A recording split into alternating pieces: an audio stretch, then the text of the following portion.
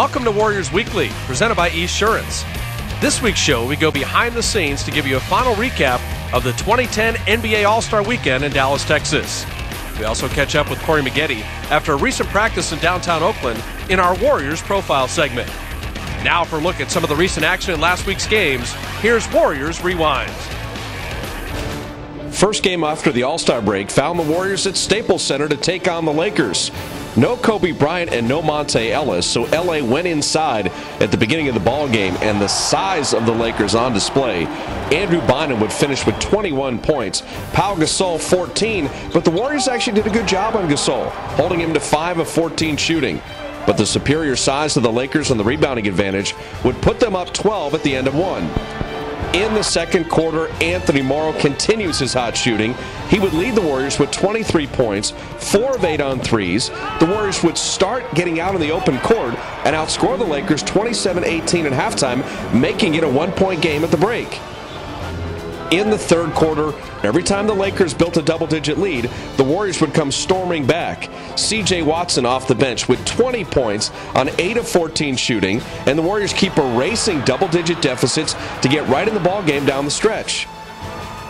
Pau Gasol would be the main man when it mattered. In a tie game with 4 minutes left, it was Gasol on the block, giving the Lakers the advantage. Steph Curry had a good floor game with 10 rebounds to lead the Warriors, also chipped in 8 assists, but couldn't get it going shooting from the field. 5 of 21, and the legs just not there after the All-Star break.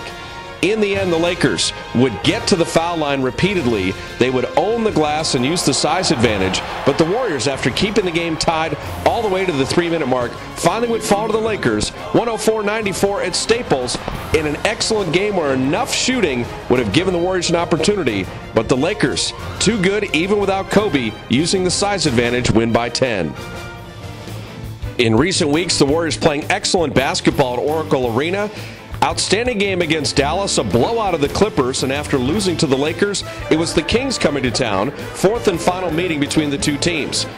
Early on, it was the size and rebounding of the Kings keeping the game close, but the Warriors had hot shooting as Stephen Curry would rebound from the Laker game, 10 of 15 shooting, 24 points, 15 assists, and 6 rebounds in his rookie matchup with Tyreke Evans. After the first quarter, it was 30-29 Warriors, and no one had any idea what was in store in the second. The Warriors would outscore the Kings 42-16, the biggest blowout in a quarter since 1991, and C.J. Watson would become the story of the evening, making 15 of his first 17 shots.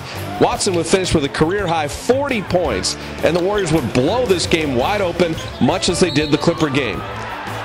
Miss after miss after miss by the Kings from outside, and the Warriors with a season-high 46 fast break points. Highlight after highlight after highlight. C.J. Watson going to the rim repeatedly, threes dropping from everywhere as the Warriors would be 12 of 24 from beyond the arc. Another big scoring game for Anthony Morrow with 25, Watson's 40, Curry's 24, even Devin George with a season-high 16 off the bench would be 4 of 6 on threes.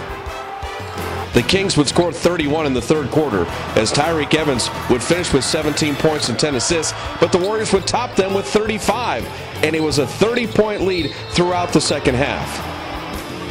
The Warriors, playing without Monte Ellis, still able to score the ball by moving it, shooting it, and hitting from distance, scrambling the game and hanging in with the Kings on the glass. All in all, a fun night at Oracle, capped off by C.J. Watson, sitting at 38, much as he had in Utah last year, but a driving layup would give him 40, have the 17,000 plus excited, and the Warriors blow out the Kings in the fourth and final meeting, 130-98, as they continue their good play at Oracle. Coming up next on Warriors Weekly, we go in the paint with Stephen Silas, and we go back to Dallas to recap how the Warriors did during NBA All-Star Weekend.